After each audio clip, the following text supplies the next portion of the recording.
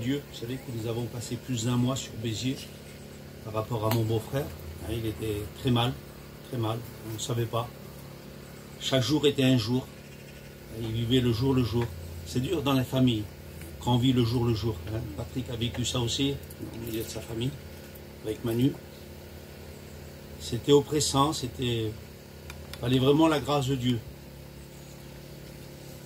Mais je crois que Dieu, dans sa grâce et dans sa miséricorde, il use de miséricorde. Non pas pour la personne, parce que mon frère appartient à Dieu. Lui, il part dans le Seigneur. C'est la délivrance pour lui.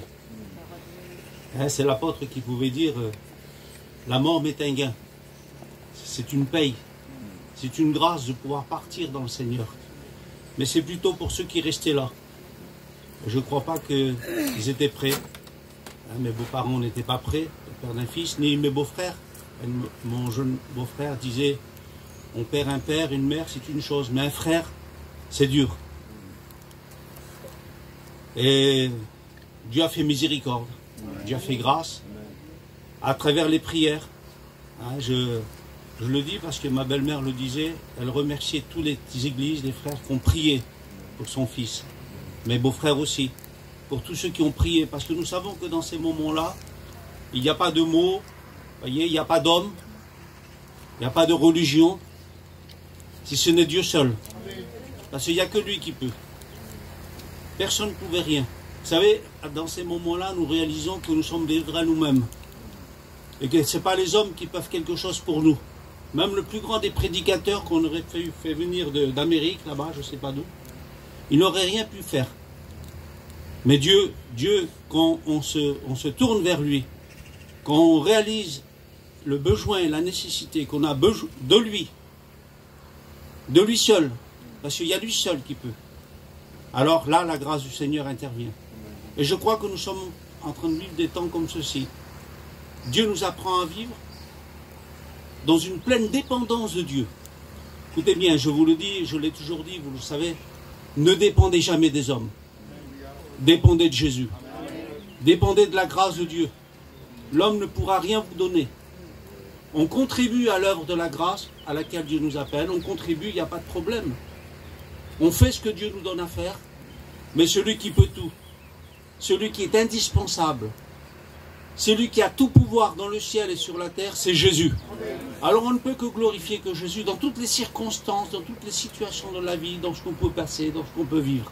Alors à lui soit la gloire. Merci aux prières pour les prières, je dis bien, parce que c'est la prière. La Bible dit que la prière fervente du juste est d'une grande efficacité.